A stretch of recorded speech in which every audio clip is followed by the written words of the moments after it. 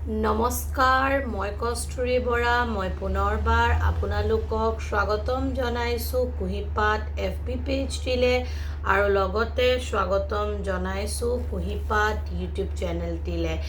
আজি মই আপোনালোকৰ মাজলৈ এটা খুব ইম্পৰ্টেণ্ট ভিডিঅ' লৈ আহিছোঁ।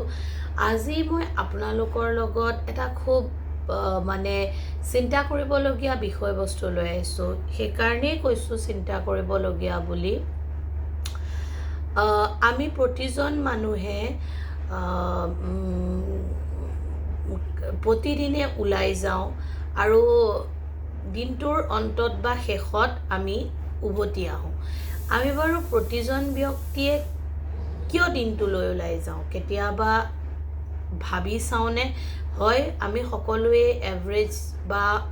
সকলোৱে জানা যদি এটা উত্তৰ হয়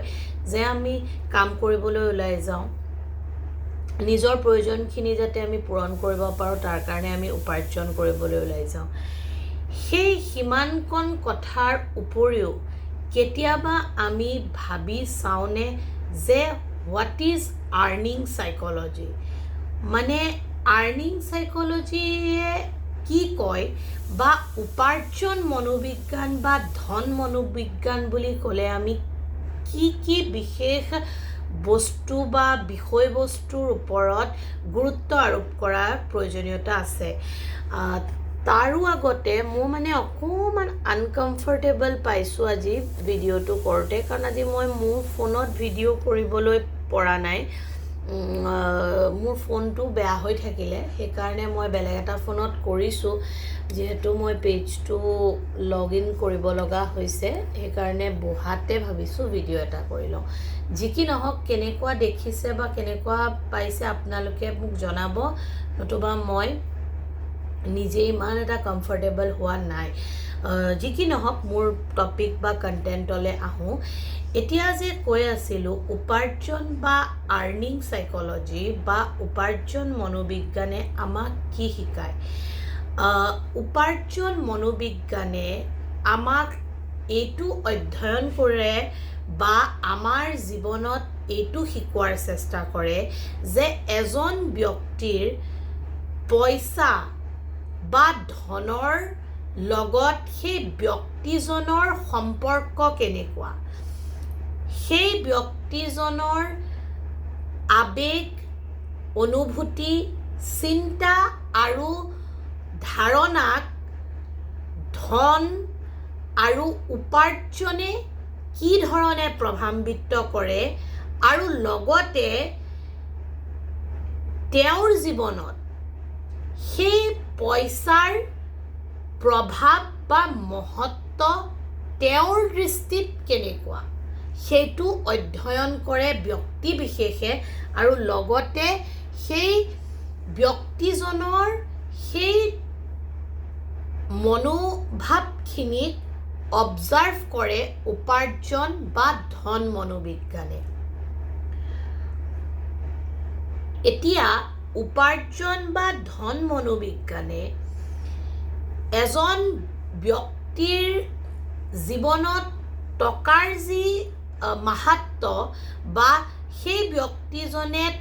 টকাৰ লগত কেনেকুৱা এটা সম্পৰ্ক চলাই আছে তাৰ ওপৰত নিৰ্ভৰ কৰি সেই ব্যক্তিজনে কিমান পইচা বা টকা উপাৰ্জন কৰিছে, সেই ব্যক্তিজনে কিমান টকা সঞ্চয় কৰিছে, সেই ব্যক্তিজনে কিমান টকা বিনিয়োগ কৰিছে আৰু লগতে সেই ব্যক্তিজনে কিমান টকা খৰচা কৰিছে, সেই গোটেই বস্তুখিনি বুজাই বা অধ্যয়ন কৰে। মানে মই অন এন এভাৰেজ যদি কওঁ, উপাৰ্জন মনোবিজ্ঞান বা আৰ্নিং চাইক'লজিয়ে এজন ব্যক্তিৰ জীৱনত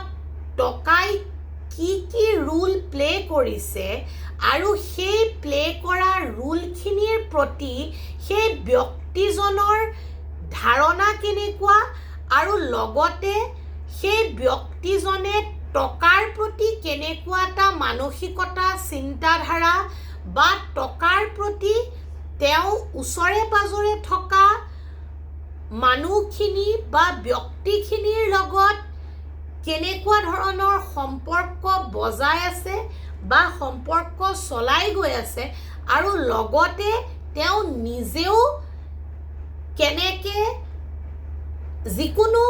ফাইনেন্সিয়েল বা আৰ্নিং বা যিকোনো টকা পইচা ৰিলেটেড কাৰ্যত নিজৰ এখন কেনেকুৱা ছবি সমাজৰ আগত, নিজৰ আগত আৰু তেওঁৰ লগত জড়িত মানুহখিনিৰ আগত তেওঁ প্ৰতিফলন ঘটাইছে ইত্যাদিবোৰ আৰ্নিং চাইক'লজিয়ে ষ্টাডি কৰে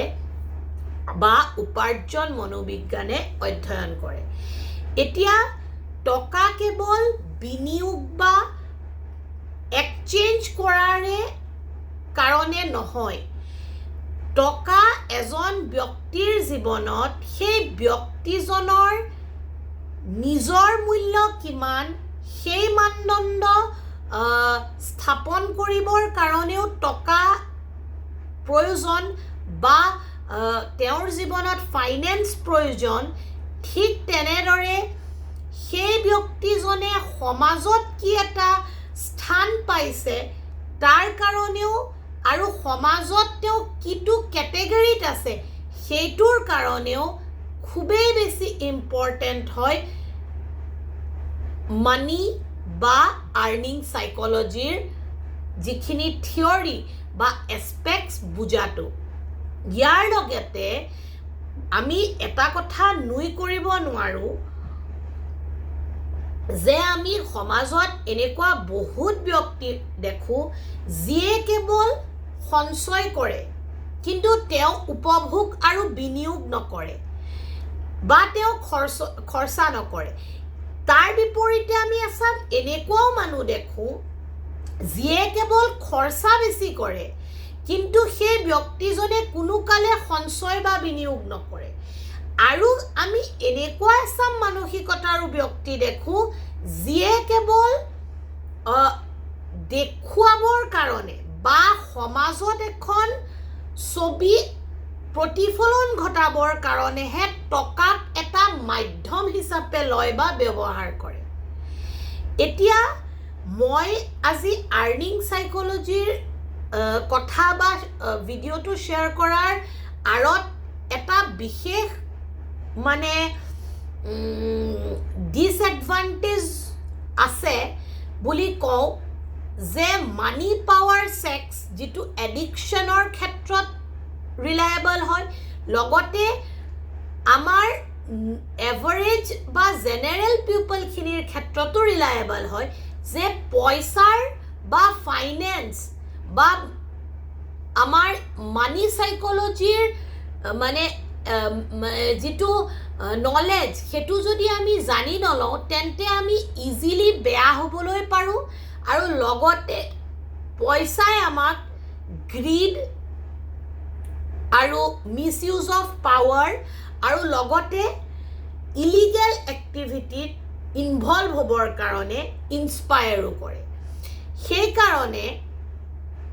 মানি চাইক'লজিয়ে কয় যে এজন ব্যক্তিয়ে কি পথেৰে কেনেকৈ টকা এটা অৰ্জন কৰিছে আৰু সেই টকা কিমান অংশ ক'ত তেওঁ ব্যৱহাৰ কৰিছে আৰু সেই অংশকেইটাত ব্যৱহাৰ কৰাৰ পিছত সেই ব্যক্তিজনে কি ধৰণে এটা আউটপুট পাব বা সেই ব্যক্তিজনে কৰা মেনেজমেণ্টৰ থ্ৰুদি তেওঁ ফিউচাৰত গৈ কেনেকুৱা ধৰণৰ পজিশ্যন বা চিটুৱেশ্যনত তেওঁ উপনীত হ'ব ইত্যাদিবোৰ কথা বিচাৰ বিবেচনা আৰু বিশ্লেষণ কৰিবলৈ কয়। কাৰণ যেতিয়া আমি পইচাৰ কথা কওঁ বহুত ক্ষেত্ৰত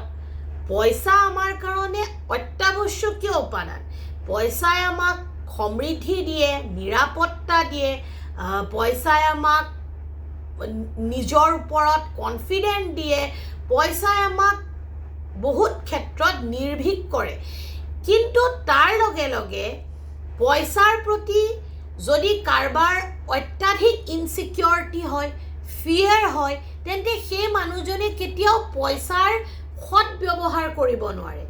যদি কোনোবা এজন ব্যক্তিৰ পইচাৰ প্ৰতি অত্যাধিক লোভ হয়, তেওঁ কেতিয়াও উপভোগ কৰাৰ মেথড জানিব নোৱাৰে।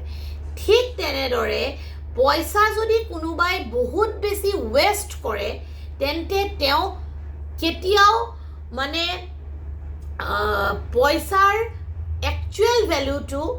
অনুভৱ কৰিব নোৱাৰে। বিকজ ইম্পালচিভ আৰু ৰেষ্টলেছ হৈ পেলাই তেওঁ উত্তেজিত হৈ বা বিভিন্ন ক্ষেত্ৰত তেওঁ পইচাক এটা মাধ্যম হিচাপে লৈ কেৱল মাত্ৰ নিজৰ প্ৰয়োজন হিচাপে পইচাক মানে ব্যৱহাৰহে কৰিব। আৰু এটা কথা মানি চাইকলজিয়ে ষ্টাডি কৰে, আৰু এইটো অবজাৰ্ভেবল আৰু ৰিচাৰ্চেবলো হয়। আমি সদায়, আপোনালোকেও চাবচোন, পইচা পাই যিমান সুখী হওঁ তাতকৈ আমি অত্যাধিক দুখী হওঁ পইচা আমাৰ লষ্ট হ'লে বা পইচা আমাৰ কেনেবাকৈ হেৰালে। ইয়াৰ পৰা এইটোৱে জনা যায় যে পইচাৰ প্ৰতি আমাৰ ধাৰণা, thought process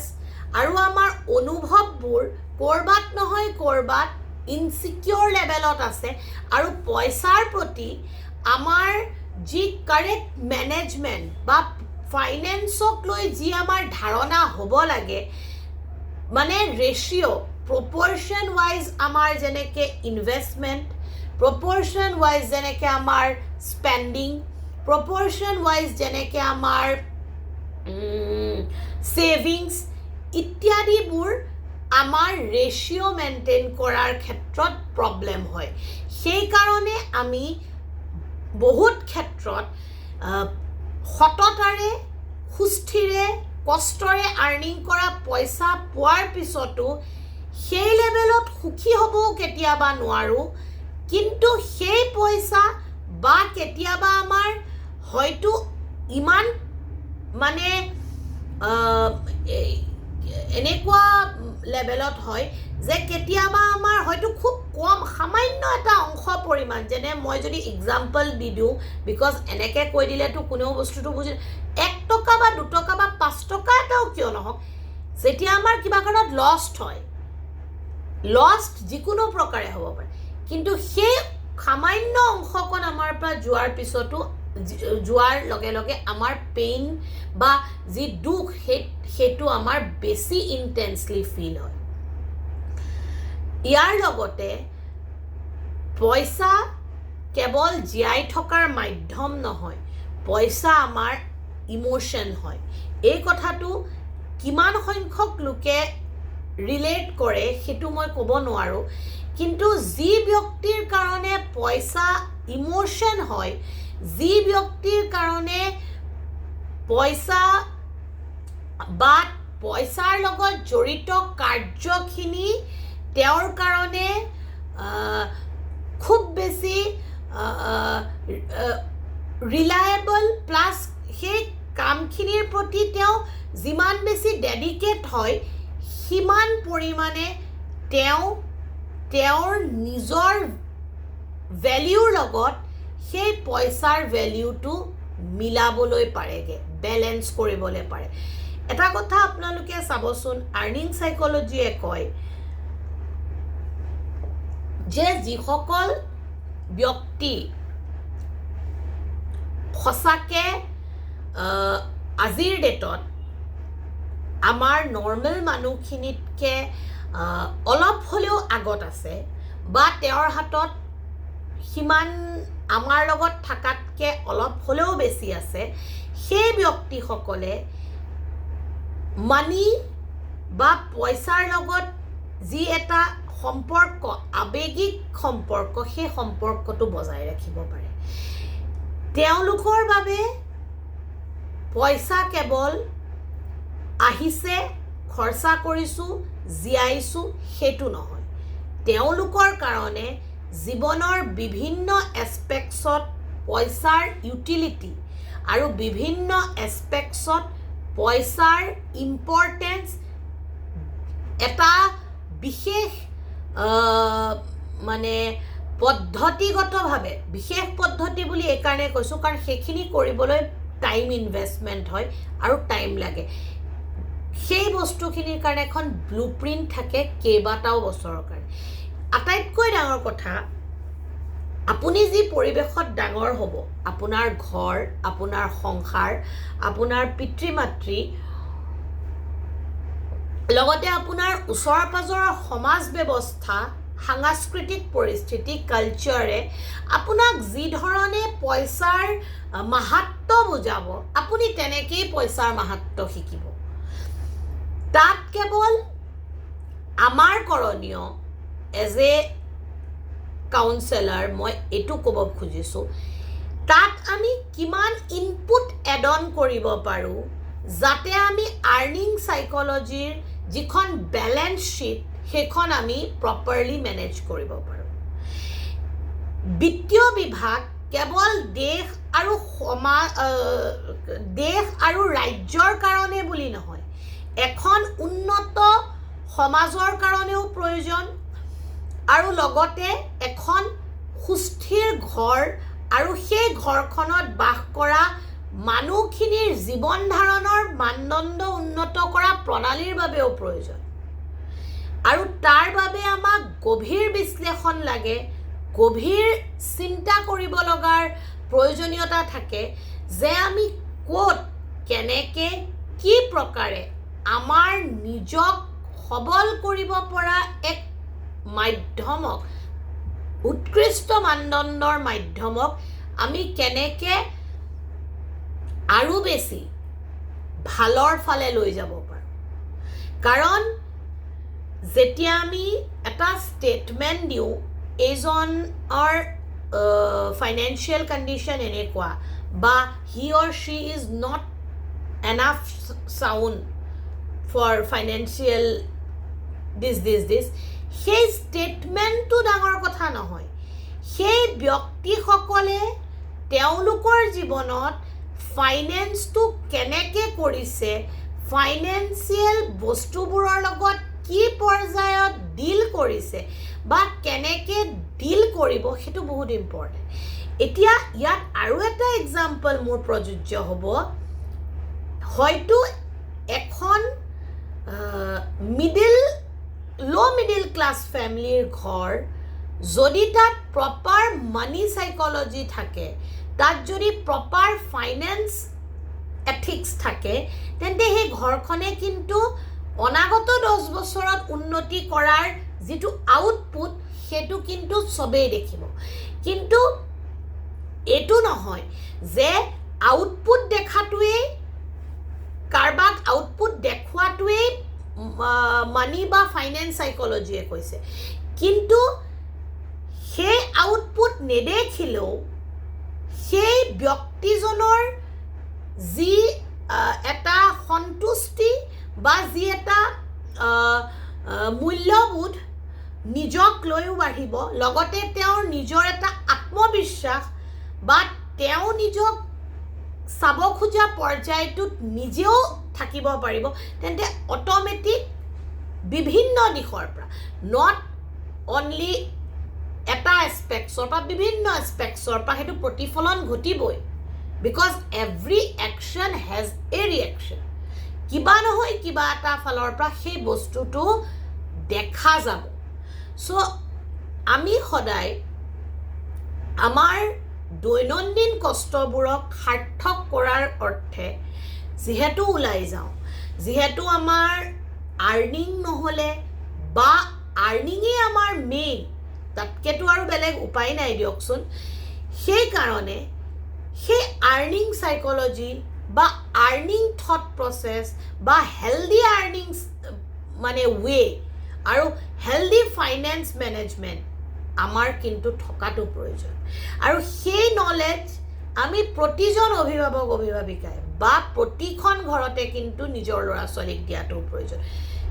fact based evidence based example based হ'ব লাগিব এনেই বা কাৰোবাক দেখা দেখি নহয় আৰু ইয়াৰ লগত আৰু এটা ইম্পৰ্টেণ্ট কথা মই এড অন কৰোঁ এইকেইটা মেনেজমেণ্ট কৰা বা মানি সাইকোলজি বুঝা বা ফাইনেন্স মেনেজমেন্ট কৰা ইজ নট আ থিং যে আমি সোসাইটিয়ে যেনেকৈ আজিৰ ডেটত ডিমাণ্ড কৰিছে বা আজিৰ ডেটত যিটো সোসাইটিত চলি আছে সেইটো আমি এনজয় নকৰিম, সেইটো আমি একচেপ্ট নকৰিম, সেইটোৰ পৰা আমি দূৰত থাকিম বা সেইটোৰ লগত আমি খাপ নাখাম। সেই গোটেইখিনি কৰিও আমি আমাৰ মাজত এখন মেনেজমেণ্ট চাৰ্ট বা ফাইনেন্স शीट আমি বনাব পাৰোঁ আৰু সেইখিনি থাকে সেইজন ব্যক্তিৰ হাতত যিয়ে সেই বস্তুখিনিৰ প্ৰতি চিন্তা কৰে, সুস্থভাৱে বস্তুখিনি আগুৱাব খোজে আৰু নিজৰ ওপৰত বিশ্বাস ৰাখি কৰ্মৰ প্ৰতি তেওঁ ডেডিকেট হয়। আশা কৰোঁ এই ভিডিঅ'টিত মই আপোনালোকৰ লগত যিখিনি কথা শ্বেয়াৰ কৰিব বিচাৰিছোঁ, যিমান মোৰ মানে সমৰ্থ মই সিমান আপোনালোকক বুজাই দিব পাৰিছোঁ। পুনৰ এটি নতুন ভিডিঅ'ৰ সৈতে আপোনালোকক পুনৰ লগ পাম। আজিলৈ আহিছোঁ। আপোনালোকৰ যদি মোৰ এই ভিডিঅ'জসমূহ ভাল লাগে তেন্তে আপোনালোকে ডেফিনেটলি কুঁহিপাত FB পেজটি আৰু ইউটিউব চেনেলটি ছাবস্ক্ৰাইব কৰিব, লাইক কৰিব, ফ'ল' কৰিব, শ্বেয়াৰ কৰিব, ডেফিনেটলি কমেণ্ট কৰিব। আৰু আজি মোৰ ভিডিঅ'টি কেনেকুৱা পায় আপোনালোকে ক'ব, মানে মোৰ দেখা ভইচ, কাৰণ মই মোৰ নিজৰ কমফৰ্টেবল যিটো ইউজিং ফোন সেইটোত কৰা নাই যিহেতু, সেইটো পাৰিলে আপোনালোকে জনাব, কেনেকুৱা হৈছে জনাব। আপোনালোক সুস্থ থাকক, সবল থাকক, সুখী থাকক, হাঁহি থাকক, সম্পৰ্কবোৰ মধুৰ আৰু সম্পৰ্কৰ মাজেৰে নাজৰিডাল মজবুতকৈ বান্ধি ৰখাৰ প্ৰয়াস কৰি গৈ থাকক। Thank you so' very much giving you valuable time to watch my video'. Har Har Mahadev.